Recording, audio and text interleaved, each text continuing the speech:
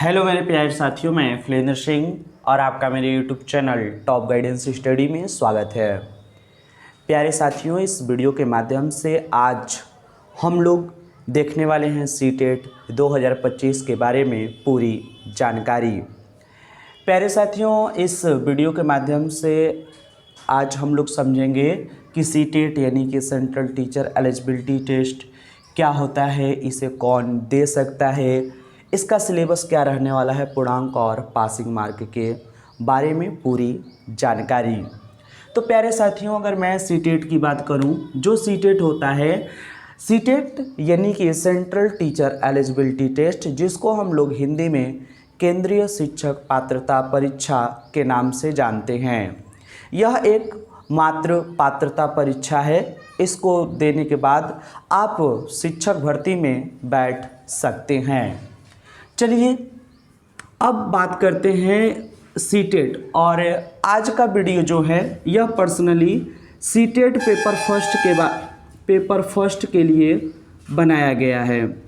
तो चलिए हम लोग देख लेते हैं सीटेट पेपर फर्स्ट में कौन एलिजिबल होता है, क्या सिलेबस रहने वाला है, पूर्णांक और पासिंग मार्क के बारे में पूरी जानकारी। तो सीटेट पेपर फर्स्ट को देने के लिए आपके पास डीएलएड या बीएलएड का कोर्स होना अनिवार्य है।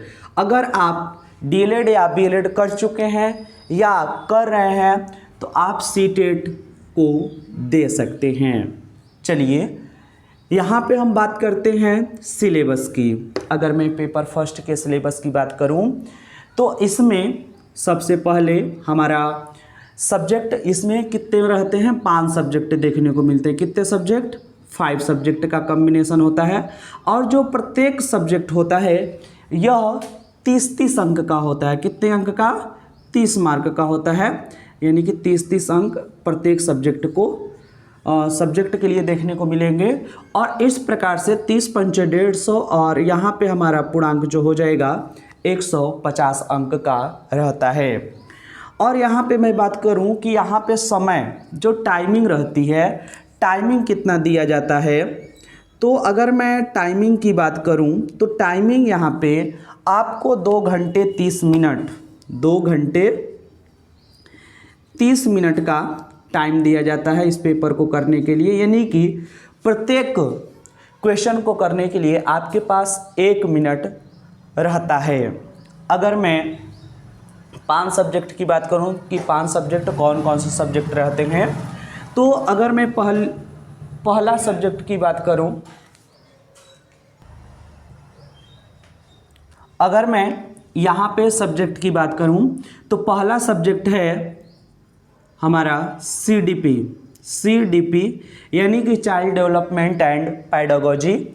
ये जो रहता है ये 30 अंक का रहता है। इसके बाद हमारा आता है ईवीएस भी आपका 30 अंक का रहने वाला है। इसके बाद में आपका मैथ है। क्या है?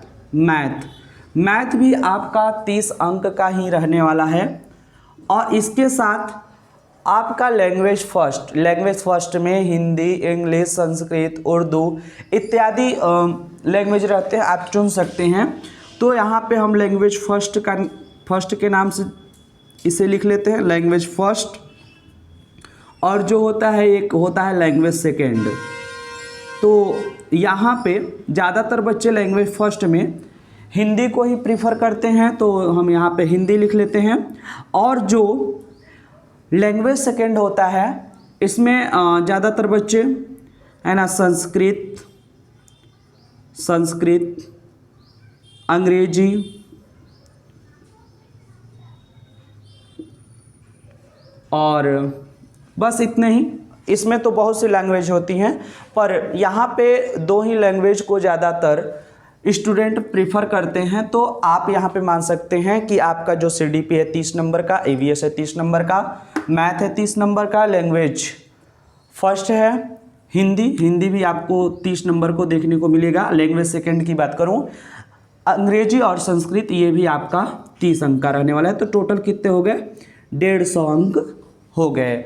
और 150 अंक यानी कि एक अंक जो होता है, एक अंक करने के लिए, एक प्रश्न करने के लिए यहाँ पे जितने अंक हैं उतने उतने प्रश्न भी हैं। अगर यहाँ पे मैं बात करूँ सीडीपी की, सीडीपी में 30 प्रश्न, ईवीएस में 30 प्रश्न, मैथ में 30 प्रश्न, लैंग्वेज फर्स्ट यानी कि हिंदी में भी 30 प्रश्न और हिंदी और अंग्रेजी में भी 30 प्रश्न आपको देखने को मिलेंगे। तो बात करते हैं कि इसकी नोटिफिकेशन कब तक आ जाएगी। तो इसकी नोटिफिकेशन आपको अभी तक तो आई नहीं है, तो इसकी जो नोटिफिकेशन है वह अगस्त या सितंबर में देखने को मिल सकती है। तो प्यारे साथियों, आप लोग इस एग्ज़ाम का तैयारी करते रहिए। जैसे ही इसका नोटिफिकेशन आउट होता है वैसे ही मैं एक वीडियो और डाल दूंगा। प्यारे साथियों, वीडियो में बस इतना ही। मिलते हैं अगले वीडियो में, तब तक के लिए जय हिंद, जय भारत।